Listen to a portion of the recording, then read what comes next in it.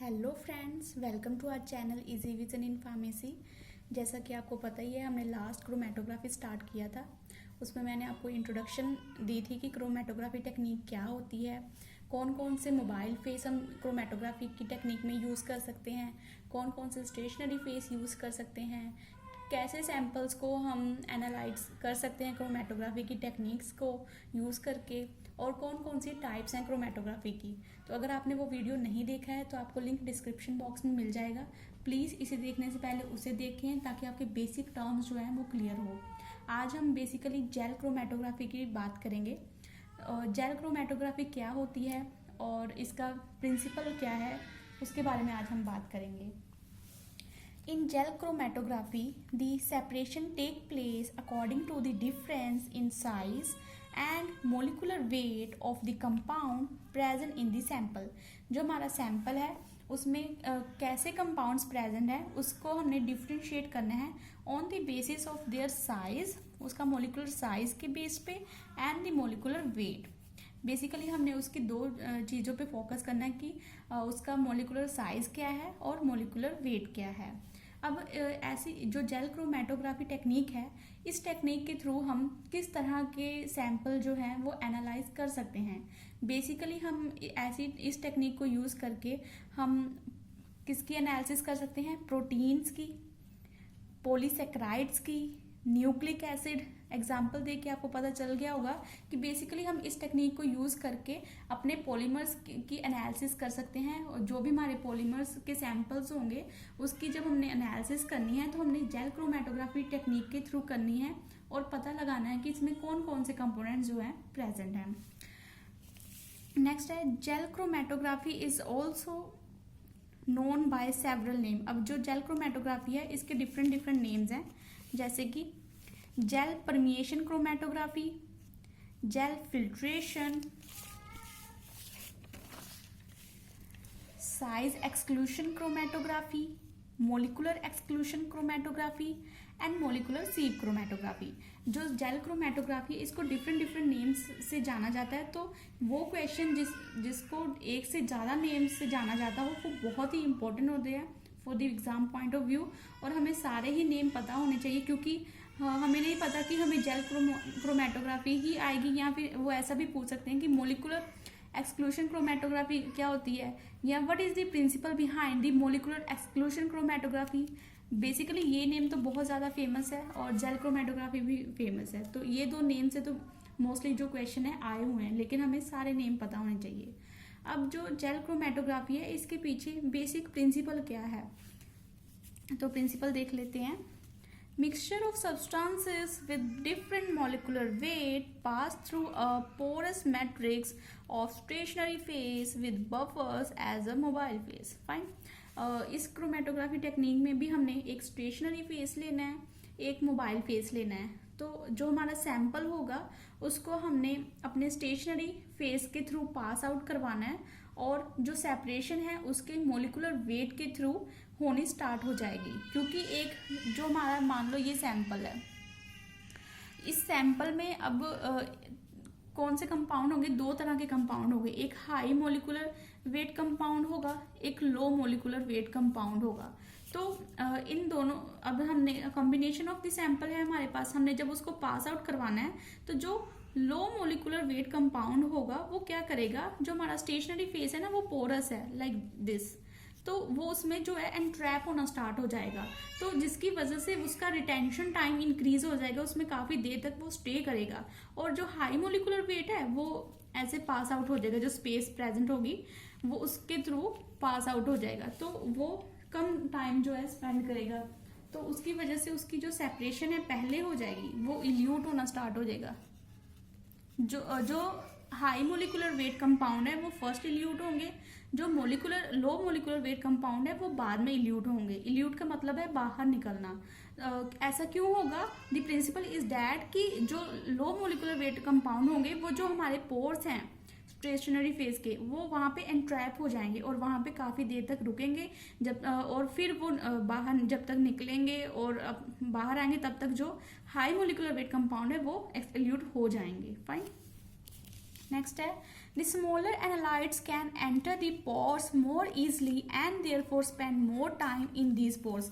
वही बात है कि जो स्मॉलर एनालाइट्स होते हैं वो हमारे स्टेशनरी फेज के जो पोर्स हैं वहाँ काफ़ी टाइम स्पेंड करते हैं, इसलिए वो ज़्यादा देर तक हमारे कॉलम में रहते हैं और लास्ट में वो इल्यूट होते हैं, जिसकी वजह से उसका आरटी टाइम जो है इंक्रीज हो जाता है। आरटी मतलब रिटेंशन टाइम। रिटेंशन टाइम, कई बार ऐसे भी क्वेश्चन आ जाता है कि 2 मार्क्स में रिटेंशन टाइम क्या होता है और कौन से मॉलिक्यूल का रिटेंशन टाइम जो है इंक्रीज हो सकता है, या how we can increase the retention type of a particular molecule. So ऐसे क्वेश्चन भी आ जाते हैं। These smaller molecules spend more time in the column and therefore will elute last, क्योंकि ये कॉलम में ज़्यादा टाइम स्पेंड कर रहे हैं और ये लास्ट में इल्यूट होंगे। फाइन, क्योंकि ये सारा जो प्रोसीजर है बेसिकली कॉलम में हो रहा है, तो ये कॉलम में ही अपना सारा टाइम स्पेंड करेंगे। अब कॉलम कैसी होती है वो आपको पता है क्योंकि आपने फर्स्ट वीडियो मेरी बहुत अच्छे से देखी है। On the other side, larger analytes spend little if any times in the pores and are elute quickly. अब जो larger molecular weight compounds होते हैं इसमें 2 कंडीशन हो सकती है। फर्स्ट कंडीशन है कि या तो वो पोर्स में जाएंगे और सेकंड है कि वो पोर्स में जाएंगे ही नहीं। अगर वो जाते हैं तो वो बहुत कम टाइम के लिए जाते हैं और इल्यूट हो जाते हैं, लेकिन अगर नहीं जाते तो वो तो जस्ट उसके जो स्पेस होती है बिहाइंड द 2 स्टेशनरी फेस, या जैसे ये मॉलिक्यूल्स हैं स्टेशनरी फेज के ऐसे होते हैं, तो ये अगर पोर्स में नहीं जाएंगे तो सीधा इल्यूट होने शुरू हो जाएंगे, लेकिन अगर जाते हैं बाय चांस तो वो जस्ट जाते हैं और तुरंत ही वो बाहर आना स्टार्ट हो जाते हैं और इल्यूट होना शुरू हो जाते हैं। Fine, all columns has a range of molecular weight that can be separated.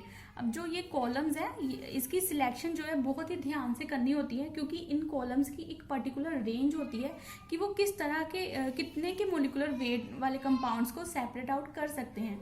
ऐसा नहीं है कि कोई भी कॉलम उठा के ले आएँ और हम सेपरेशन स्टार्ट कर दें। बहुत ही ध्यान से हमने सेपरेशन करनी होती है कि हमारा सैंपल किस तरह का है, इसमें कितने के लार्जर मॉलिक्यूलर वेट वाले कंपाउंड प्रेजेंट हैं, और उस अकॉर्डिंग हम अपनी कॉलम को चूज करते हैं ताकि हमारी जो सेपरेशन है बहुत ही अच्छे से हो जाए और हमें एकदम एक्यूरेट डेटा आए। When elute pass through a detector a chromatogram is obtained। जब ये सारी सेपरेशन की टेक्निक हो जाती है तो लास्ट में हमने एक डिटेक्टर लगाया होता है, वो डिटेक्ट करता है, और डिटेक्ट करने के बाद हमने क्या करना है, एक रिकॉर्डर लगाया होता है, उस रिकॉर्डर में जो है हमें रिकॉर्ड मिल जाता है, दैट उस रिकॉर्ड को हम क्रोमेटोग्राम कहते हैं। फाइन, ये जेल क्रोमेटोग्राफी की ब्लॉक डायग्राम है कि जेल क्रोमेटोग्राफी बेसिकली कैसे होती है। तो इसमें क्या होगा, एक हमने कॉलम ली हुई है। फाइन, अब इस टेक्निक में हमें नीड होती है कि कॉन्टिन्यूस अप्लाई करना है हमने अपना मोबाइल फेस की। ऐसा नहीं कि हमने एक बार मोबाइल फेस डाल दिया बस अब हमने सेपरेशन कर दी। इसमें हमें नीड है कि हम कॉन्टिन्यूसली धीरे धीरे हमारा मोबाइल फेस जो है उसको डालते रहें। तो हमने एक पंप लगाया हुआ है यहाँ पे ताकि जो कॉन्टिन्यूस सप्लाई है वो होती रहे। उसके बाद यहाँ पे आप देख रहे हैं ये जो है ये बीट्स वाली स्ट्रक्चर्स, ये हमारा स्टेशनरी फेस है। स्टेशनरी फेस उसके बाद हमने यहाँ पे सैंपल डाल दिया हुआ है। ये बेसिकली इसको ये यहाँ से जो है हमारा मोबाइल फेस जा रहा है तो इसको हम बोलेंगे इनलेट ऑफ मोबाइल फेस। उसके बाद ये जो आप देख रहे हैं ब्लू ग्रीन कलर के कंपाउंड्स, ये क्या है, सैंपल मिक्सचर है जो जिसमें डिफरेंट तरह के डिफरेंट तरह के मॉलिक्यूलर वेट वाले कंपाउंड्स प्रेजेंट हैं, तो इसलिए मैंने उसको डिफ्रेंशिएट करने के लिए यहाँ पे डिफरेंट कलर यूज़ किए हैं। ये एक स्टैंड है जिसकी वजह से ये पूरा जो कॉलम है स्टैंड हुई पड़ी है और जो सेपरेशन है वो होगी। ये जो है हमारा स्टेशनरी फेस है, इसको हम कॉलम बोलते हैं। देन ये जो लिक्विड आप देख रहे हैं ना, this is the mobile face जो ऊपर पंप के थ्रू से आ रहा है। और एक हम बेड स्पॉट यूज़ करते हैं, ये बेसिकली हम कॉटन यहाँ पे यूज़ कर सकते हैं या कोई और मटेरियल भी यूज़ कर सकते हैं। फाइन, उसके बाद ये एक हमने कलेक्टर लगाया हुआ है जिसमें आप देख सकते हैं मॉलिक्यूल जो है according to their molecular weight collect हुए हैं। और जो कलेक्टर के साथ ही हमने ना एक डिटेक्टर लगाया होता है, डिटेक्टर ताकि हम एक डिटेक्ट कर सके जो भी चेंजेस आ रहे हैं। डिटेक्टर के साथ ही हम एक रिकॉर्डर, यहाँ पे एक रिकॉर्डर भी लगा देते हैं। फाइन, ताकि हमें एक क्रोमेटोग्राम मिल जाए, रिकॉर्ड मिल जाए। फाइन, अब इस टेक्निक में होता क्या है, सबसे पहले हमने स्टेशनरी फेस इंट्रोड्यूस करवाया अपनी कॉलम में। स्टेशनरी फेस इंट्रोड्यूस करवाने के बाद हमने उसमें अपना सैंपल डाल दिया, जो भी हमें मिला था एनालिसिस करने के लिए हमने अपना सैंपल डाल दिया। अब क्या होगा, धीरे धीरे मोबाइल फेस भी इसमें जा रहा है, कॉन्टिन्यूस सप्लाई हो रही है। अब ये जो सैंपल है मूव करना स्टार्ट हो जाएगा थ्रू दी स्टेशनरी फेस। तो क्या होगा, जो हाई मोलिकुलर वेट वाले कंपाउंड होंगे वो, जैसे ये ग्रीन वाले जो है इसको मैंने high molecular weight compound denote किया है। तो ये क्या होगा, सीधा ही जो स्पेस प्रेजेंट है between the two stationary phase वो वहां से निकलते हुए कलेक्टर में कलेक्ट होना स्टार्ट हो जाएगा इस तरह से। तो सबसे पहले सेपरेशन किसकी हुई, हाई मोलिकुलर वेट की। अब सपोज कि हमारे सैंपल में 3 तरह के कंपाउंड थे, high molecular wait, intermediate molecular weight and low molecular weight. तो हाई मोलिकुलर वेट तो निकल गए, अब बचे intermediate molecular weight and low molecular weight. जो इंटरमीडिएट मोलिकुलर वेट कंपाउंड है comparatively low molecular weight compound वो हाई हुए, तो अब वो उसकी सेपरेशन हो गई। ये क्या करेंगे, ये बीच बीच में ये क्या करेंगे, स्टेशनरी फेस के पोर्स में एंट्रैप हो जाएंगे और कहीं कहीं ये क्या होंगे कि सीधे pass out between the two stationary phase वो पास आउट होना शुरू हो जाएंगे। तो इसकी वजह से इसमें ज़्यादा टाइम लगेगा as compare to the high molecular weight compound, और ये हमारे पास कलेक्टिंग ट्यूब में आ जाएंगे।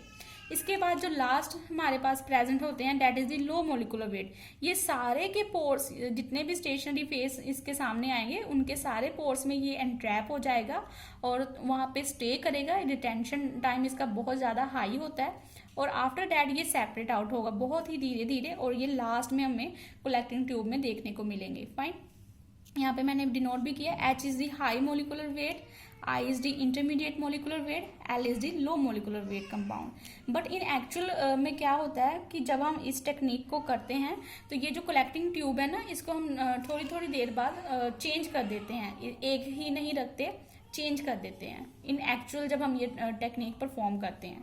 जब ये सारा सेपरेट आउट हो जाता है तो साथ में हमने एक डिटेक्टर लगाया होता है। डिटेक्टर क्या करता है, डिटेक्ट करता है all the changes. After that हमने एक रिकॉर्डर लगाया होता है, वो रिकॉर्ड करके हमें जो भी हमारा डेटा होगा वो प्रेजेंट करेगा और वही डेटा को हम क्रोमेटोग्राम कहते हैं। This is the basic of the jail chromatography and the principle of the jail chromatography. I hope आपको मेरी वीडियो अच्छी लगी हो। अगर आपको मेरी वीडियो अच्छी लगी तो प्लीज़ लाइक करें, शेयर करें, चैनल को सब्सक्राइब करना बिल्कुल ना भूलें विद द बेल आइकन, ताकि जब भी मैं वीडियो डालूं आपको सबसे पहले नोटिफिकेशन मिले। Thank you.